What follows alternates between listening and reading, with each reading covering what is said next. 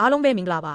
ကျိုးတို့ရဲ့ဘဝကိုပြန်ကြည့်မယ်ဆိုရင်အစီအစဉ်အတိုင်းဖြစ်မလာတဲ့အခိုက်အတန့်တွေအများကြီးရှိပါတယ်ရုတ်တရက်ဒီဘက်ကိုအလုပ်ပြောင်းရလို့တမိသားစုလုံးရှစ်ပြောင်းရတာမျိုးတေချာပြင်ဆင်ထားတဲ့အစီအစဉ်တွေကမမျှော်လင့်ပဲပျက်စီးသွားတာမျိုးဒါမှမဟုတ်ကျဲမာရေးကြောင့်နှစ်ပေါင်းများစွာမခဲတဲ့အိမ်မက်တွေကိုလက်လွတ်လိုက်ရတာမျိုးတွေကိုလူတိုင်းတစ်ကြိမ်မဟုတ်တစ်ကြိမ်ကြုံပူးကြမှာပါအဲ့ဒီလိုချိန်မျိုးမှာဘာလို့ငါကြားမှဖြစ်ရတာလဲဆိုပြီးစိတ်ပြအားလျော့တတ်ကြပါတယ်ဒါပေမဲ့အဲ့ဒီလိုမမျှော်လင့်ထားတဲ့ခီးစဉ်ဟာတကယ်တော့ပုံမကြီးမားတဲ့ရည်ရွယ်ချက်တစ်ခုစီကိုဥတည်နေတာဆိုရင်ရောဘယ်လိုဖြစ်မလဲလွန်ခဲ့တဲ့နှစ်ပေါင်း2000ကရောမီဂဲလ် အော်ဂတ်စတက်ရဲ့တန်းခေါင်စရင်ကောက်ယူရေးအမိန့်ကြောင့်ရောတက်နဲ့ကိုဝင်ရင်အမှရှိနေတဲ့မာရီတို့ဟာသူတို့ရဲ့ဇာတိမြေဖြစ်တဲ့ဘက်လင်မြို့ကိုတွားခဲ့ကြရပါတယ်။နာဇရက်ကနေဘက်လင်ထိ130ကီလိုမီတာလောက်ရှိတဲ့ခက်ခဲတဲ့တောင်တက်လမ်းကိုကိုဝင်နဲ့တွားရတာဟာအင်မတန်အန္တရာယ်များပြီးနာကျင်စရာကောင်းပါတယ်။နာဇရက်မြို့မှာအေးအေးဆေးဆေးကလေးမွေးဖို့ပြင်ဆင်ထားတဲ့သူတို့ရဲ့အစီအစဉ်ဟာအာနာပိုင်တယောက်ရဲ့စကားတခွန်းကြောင့်လုံးဝပြောင်းလဲသွားခဲ့ရပါတယ်။တမန်ကျန်။ဤစာမှာရောတက်ဟာမာရီနဲ့အတူစီရင်သွင်းဖို့တက်သွားတယ်လို့မတန်းတင်ထားပါတယ်ဒီနေရာမှာတက်သွားတယ်လို့အတိတ်ပဲရတဲ့ဂလီစကားလုံးဟာရိုးရိုးခီးသွားတာထက်ပုံမမြင့်မားတဲ့နေရာစီကိုလမ်းပြဖို့ဆောင်ခြင်းဆိုတဲ့နဲ့တဲ့အတိတ်ပဲရှိပါတယ်လူတွေရဲ့အမြင်မှာတော့စင်းရဲတို့ခလန်းလို့ထင်ရပေမဲ့ကြရားသခင်ရဲ့အမြင်မှာတော့အနည်းငယ်ဆုံးရည်ရွယ်ချက်စီကိုဥတည်နေတဲ့တန့်ရှင်းတဲ့ခီးစဉ်ဖြစ်ပါတယ်ဒီလိုပါပဲကျိုးတို့ဘွားရဲ့အခက်ခဲဆုံးနဲ့အရှုပ်ထွေးဆုံးအခိုက်အတန့်တွေဟာကြရားသခင်ရဲ့ပုံမကြီးမားတဲ့ခေါ်ယူမှုကိုပြည့်စုံစေမဲ့လမ်းစတွေဖြစ်လာနိုင်ပါတယ်မာရီနဲ့ရောတက်တို့ဟာခက်ခဲတဲ့ခီးကိုနာခံမှုနဲ့ရှောက်လန့်ခဲ့လို့